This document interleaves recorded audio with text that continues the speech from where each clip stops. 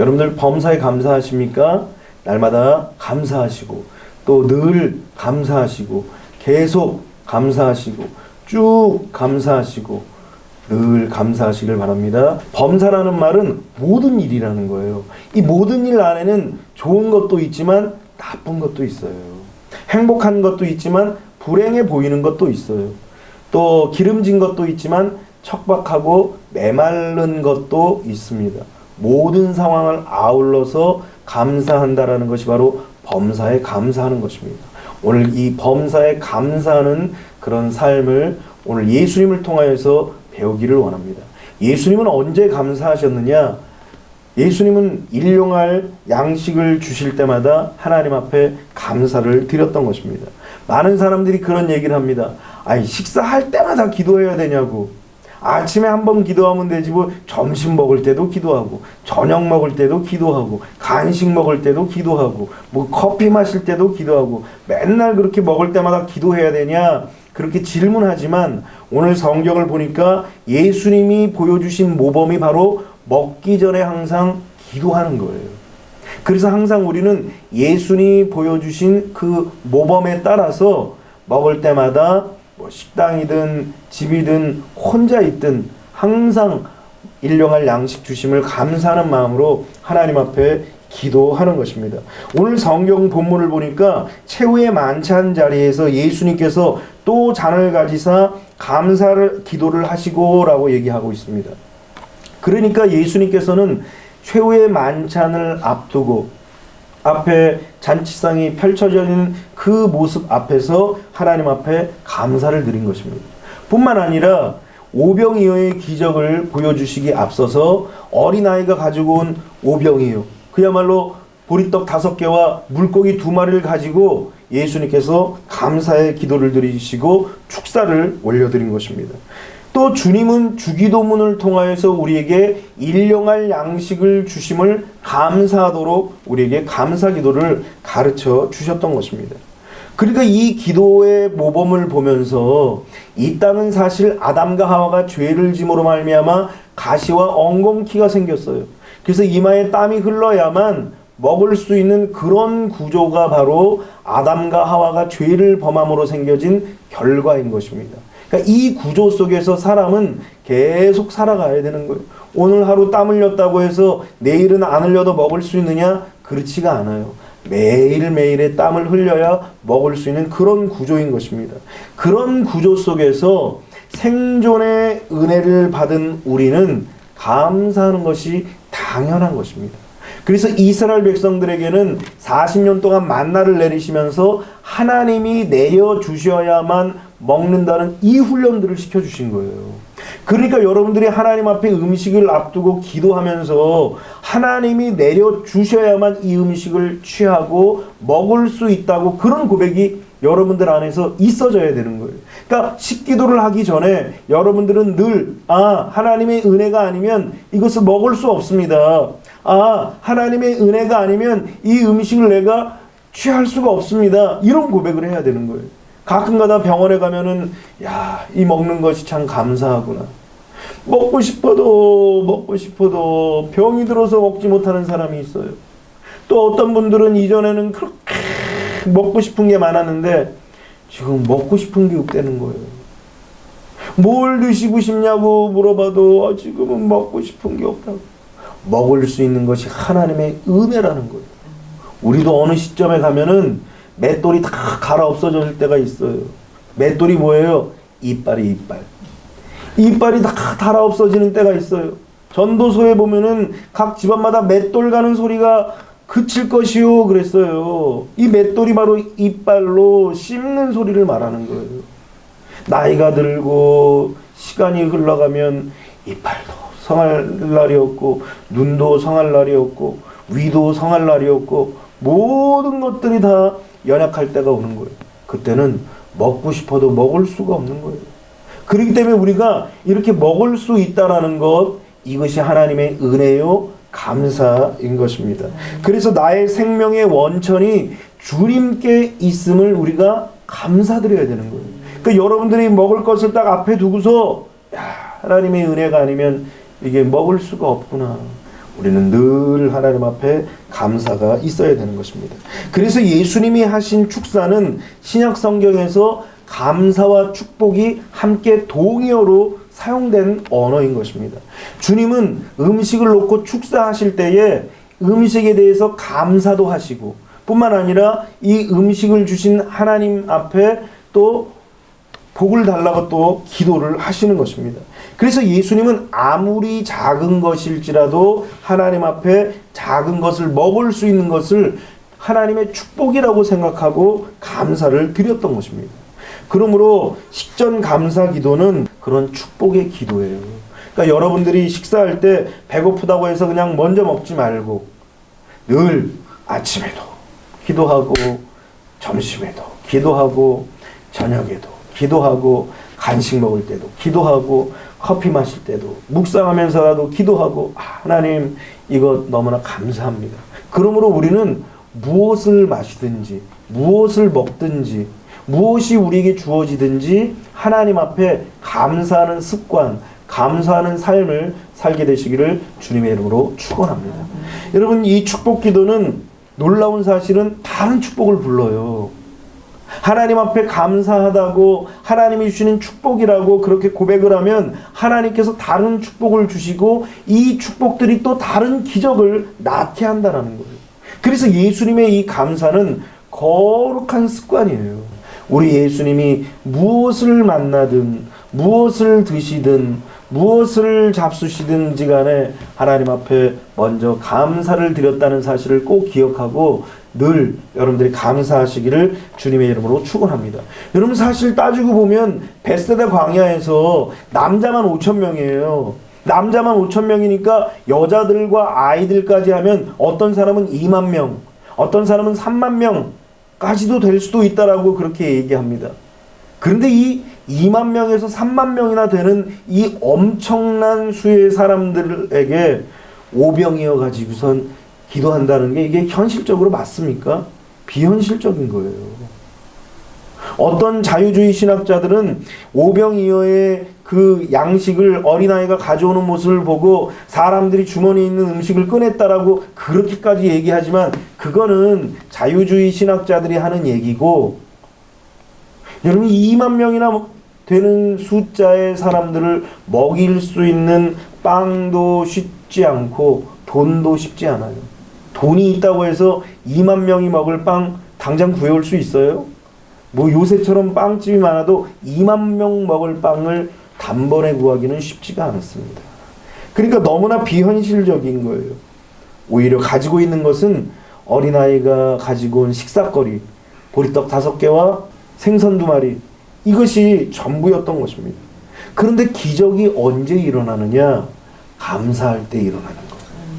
전무후무한 기적의 역사는 언제 일어나느냐? 감사할 때 일어나는 것입니다. 그러므로 감사는 기적의 조건이에요. 여러분들이 일상생활 속에서 감사하면 감사는 또 다른 감사할 조건이 생겨요. 그런데 불평하고 원망하고 염려하고 두려워하잖아요. 그러면 불평하고 염려하고 두려워하고 걱정하는 대로 염려거리, 두려움거리, 걱정할 거리만 생겨지게 되는 것입니다. 그러므로 여러분들이 늘 감사하시기를 주님의 이름으로 축원합니다. 우리는 늘 하나님께 감사드려야 돼요. 그래서 스펄전 목사님이 그런 감사를 드렸습니다. 한 자루의 촛불을 인하여 감사하는 자에게는 별빛을 주시고 별빛을 인하여 감사하는 자에게는 달빛을 주시고 달빛을 인하여 감사하는 자에게는 햇볕을 주시고 햇빛을 인하여 감사하는 자에게는 햇빛도 필요 없는 천국을 주신다라고 얘기했어요. 그러니까 한 자루의 초 얼마나 보잘것없어요. 여기 불 다 꺼지고 촛불 한 자루만 놓고선 말씀을 나눈다고 생각해 보세요. 아이고 이게 침침하고 어둡고 불편하네. 그런데 그 촛불 한 자루를 가지고 감사할 때 하나님 별빛을 주시고 달빛을 주시고 달빛 보고 감사했더니 햇빛을 주시고 햇빛 보고 감사했더니 하나님께서 햇빛도 필요 없는 찬란한 천국을 우리에게 주신다라는 거예요. 이것이 바로 감사의 놀라운 능력인 것입니다. 지극히 작은 것도 여러분들이 감사하세요. 감사하는 습관을 기르면 사람이 삶이 틀려져요.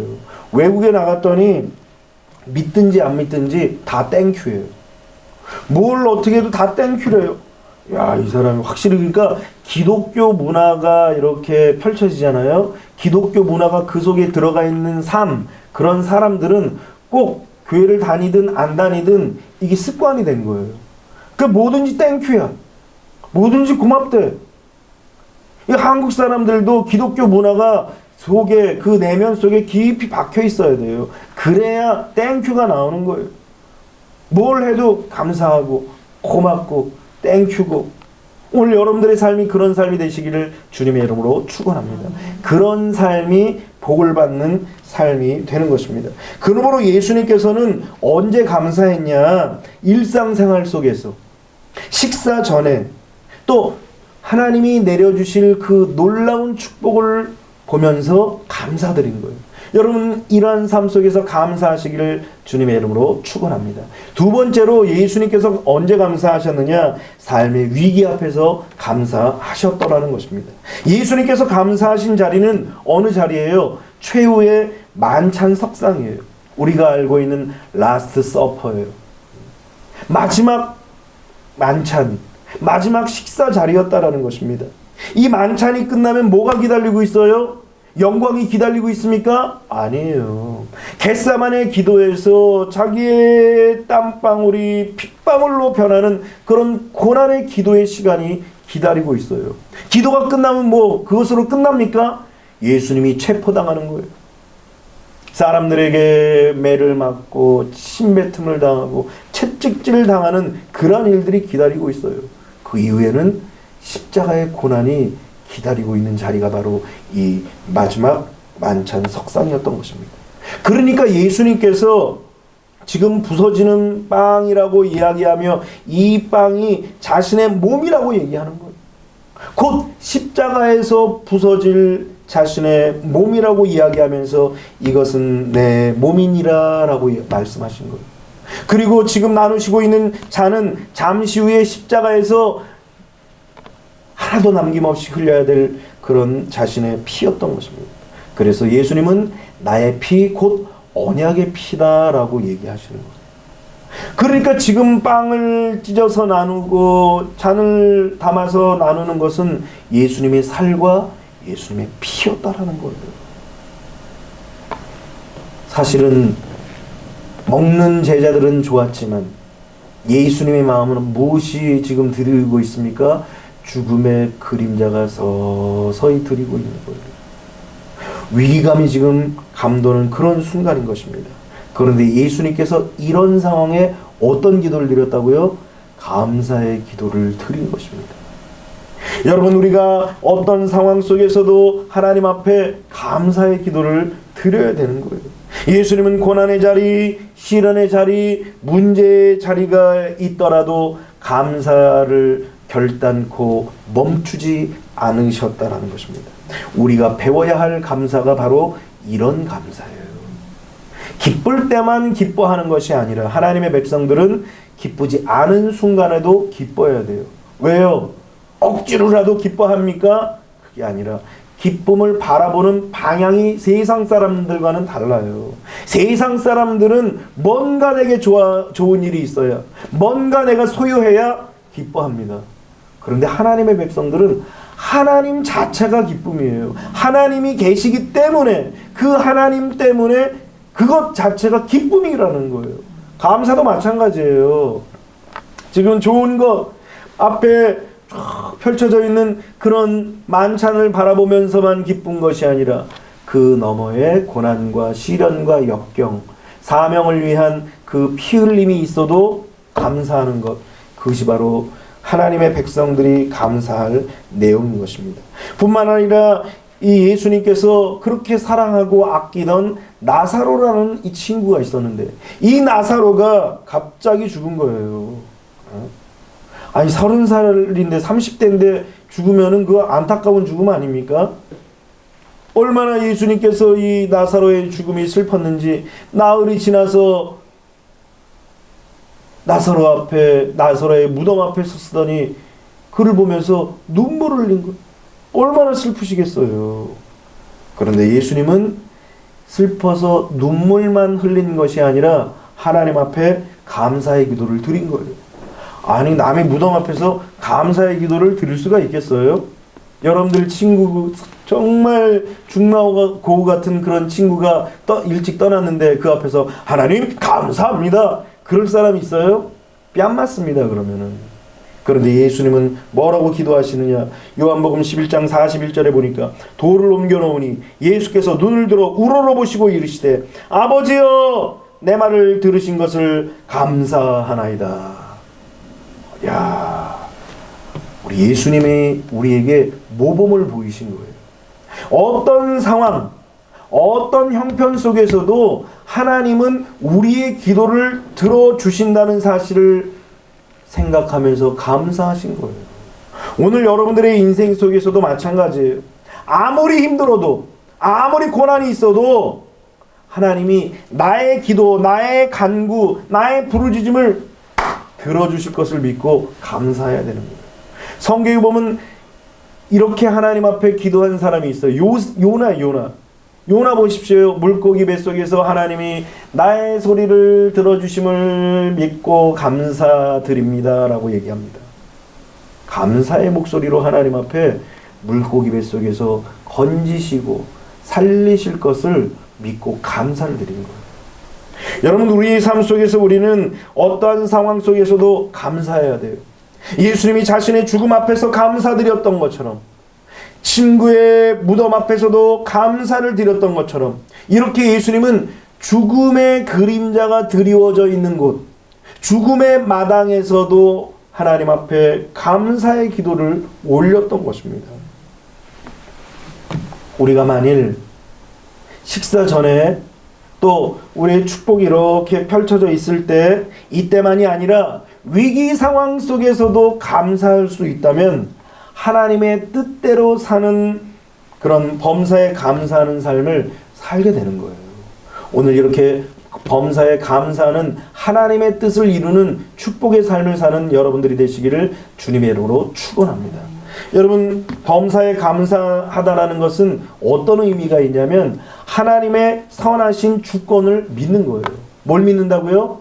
하나님의 선하신 주권을 믿는 거예요. 아무리 슬프고 힘들어도 하나님이 선하신 주권이 우리의 삶을 다스리고 있다는 사실이 바로 범사에 감사하는 삶의 모습인 것입니다. 그래서 우리는 사도 바울처럼 고백해야 돼요. 우리가 알거니와 하나님을 사랑하는 자, 곧 그 뜻대로 부르심을 입은 자들에게는 모든 것이 합력하여 뭘 이룬다고요? 선을 이루는 줄 알미라 그랬어요. 다시 말해서 믿음으로 하나님 앞에 감사의 삶을 사는 사람들은 모든 상황 속에서, 모든 형편 속에서 합력하여서 선을 이루게 된다는 것입니다.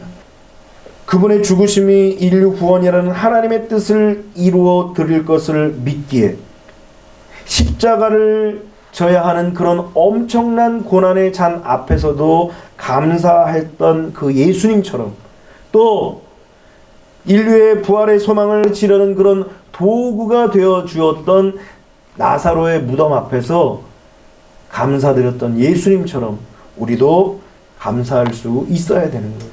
그래서 우리는 예수님이 우리의 감사의 모범이 되셔서 감사하셨던 것처럼 우리도 하나님 앞에 그렇게 감사를 드려야 되는 것입니다. 그래서 예수님은 어떻게 이렇게 할 수 있느냐? 그것은 바로 하나님의 선하신 주권을 인정하고 믿고 그렇게 감사를 드렸던 것입니다. 우리가 예수님을 통하여서 배워야 할 감사가 바로 이런 감사인 것입니다. 데살로니가 전서 5장 18절에 범사에 시작, 범사에 감사하라. 이는 그리스도 예수 안에서 너희를 향하신 하나님의 뜻이니라. 아멘. 하나님의 뜻이 뭐라고요? 범사에 감사하는 거예요. 모든 일들, 모든 상황. 왜요? 하나님의 주권으로 선하신 길로 우리를 인도하신다는 사실을 믿는 것이 바로 범사에 감사하는 거예요. 지금 당장은 비록 힘들어 보일지라도, 어려워 보여도 우리 삶의 모든 역경의 배후에 하나님이 여전히 함께 하시고 하나님이 여전히 일하신다는 사실을 믿는다면 당장 우리의 눈에 좋은 것이 나타나지 않을지라도 감사할 수 있는 자가 되는 것입니다. 그러므로 여러분들이 선하신 하나님의 놀라운 손길을 바라보며 범사에 감사하시기를 주님의 이름으로 축원합니다. 예수님처럼 죽음이 그 앞을 기다리고 있을지라도, 고난이 그 앞을 기다리고 있을지라도 감사드렸던 것처럼 오늘 여러분들이 다 감사드리시기를 주님의 이름으로 축원합니다. 아침부터 시작하여서 잠자리에 드는 그 저녁 그 순간까지 다 감사할 조건이다. 감사할 조건이에요. 이것을 깨닫지 못하고 감사하지 못한다면 어찌 하나님의 백성이라고 할 수 있겠습니까? 그러므로 감사하시기를 주님의 이름으로 축원합니다. 비록 우리의 삶에서 힘들고 어려운 일들이 너무 많지만 그래도 이 어려운 일들을 가지고 하나님 앞에 기도할 수 있다는 것, 이거 감사하십시오. 어떤 사람은 어려움이 있는데 이 어려움을 해소할 데가 없는 거예요. 이 어려운 것을 그냥 마음에 꾹꾹 담아놓는 거예요. 이게 팍 폭발하면은 우울증이 되는 것이고, 이게 폭발하면 조현병이 되는 거예요. 근데 우리는 어때요? 무거운 짐, 내 모든 시험, 무거운 짐을 주 앞에 나가 다 아뢰면 하나님은 긍휼히 여겨서 우리의 모든 기도를 다 들으시는 거예요. 그래서 마태복음 11장에 수고하고 무거운 짐자들아 다 내게로 오라, 내가 너희를 쉬게 하리라 그러시는 거예요. 주님 앞에 나오는 것은 여러분들이 짐을 갖고 가는 게 아니에요. 하나님의 말씀을 듣고 큰 지는 것이 아니라 하나님의 말씀을 듣고 다 내려놓는 거예요. 수고하고 무거운 죄의 짐, 수고하고 무거운 인생의 짐, 앞날의 짐들을 다 주님 앞에, 주님 내가 이런 문제가 있습니다, 다 내려놓습니다, 다 맡깁니다. 그리고 하나님 앞에 기도하면 우리의 마음이 넉넉해지는 거예요. 우리 주님은 그런 똑같은 이야기, 똑같은 문제를, 여러분들 기도 솔직히 생각해 보세요. 맨 똑같은 거잖아요. 사실 돈 달라는 얘기, 문제 해결해 달라는 얘기, 질병 치료해 달라는 얘기, 뭐 삶이 캄캄하다는 등, 어둡다는 등, 힘들다는 등, 외롭다는 막 그런 얘기 아닙니까? 그런데 우리 주님은 그것을 또 하라, 또 맡겨라, 또 기대라, 또 의지해라, 또 구해라. 그러면서 주님은 모든 기도를 나눠주시는, 얼마나 감사해요. 그러니까 오히려 하나님 앞에 부르짖고 기도하며 울며 불며 했던 사람들은 우울증 없어요. 우울증이 어떻게 생겨요? 하나님 앞에 그냥 힘차게 부르짖고 막 박수치고 찬양하고 뭐 기도할 때 막 펑펑 울고 속에 있는 그 짐들이 싹 사라지는 거예요. 그래서 교회 와서는 열심히 박수치는 거예요. 막 박자도 막 틀려도 뭐 상관없어. 뭐 어때 뭐까짓 거 뭐 음정 뭐 안 맞아요. 솔직히 다 틀리잖아요. 다 알잖아요. 다 스스로. 그게 상관없어요. 왜? 하나님 앞에 크죠 소리를 외치며 기도하고 찬양하고 그럴 대상이 있다는 게 감사한 거예요. 아니 여러분들 사람 붙잡아 놓고 그렇게 음정도 안 맞는 노래 계속 한다 그러면 들어줄 수 있겠어요? 잘 불러도 그것도 한두 곡이지. 음치에 박치에 그냥 다 엉망인데 하나님 앞에 그렇게 30분씩 찬양 드린다 그러면 야 그만해라 좀, 아우 듣기 싫다. 야 기도도 뭐 그렇게 맨 똑같은 기도, 야 그만해라, 어저께 했던 게 또 아니야. 그런데 하나님 그러지 않다는 거예요. 사람이면 그럴지 몰라도 하나님은 결단코 그러지 않으시는 거예요. 그래서 우리는 또 기도하는 거예요. 문제가 생기면 또 기도하고, 마음이 힘들면 또 기도하고, 삶이 무거우면 또 기도하고, 그렇게 하나님 앞에 기도하면 하나님이 오히려 사랑하는 내 딸아, 사랑하는 내 아들아 그러면서 안아주시는 거예요. 그래서 우리는 감사를 드리는 것입니다. 그리고 또한 기도를 우리가 올려드린 그 기도가 하나님께서 응답하신다는 거예요. 들어주시더니 응답하신다는 거예요. 들어만 줘도 감사한데 응답까지 하신대. 얼마나 감사해요. 그러더니 삶을 변화시키시고 바꿔주시는 거예요.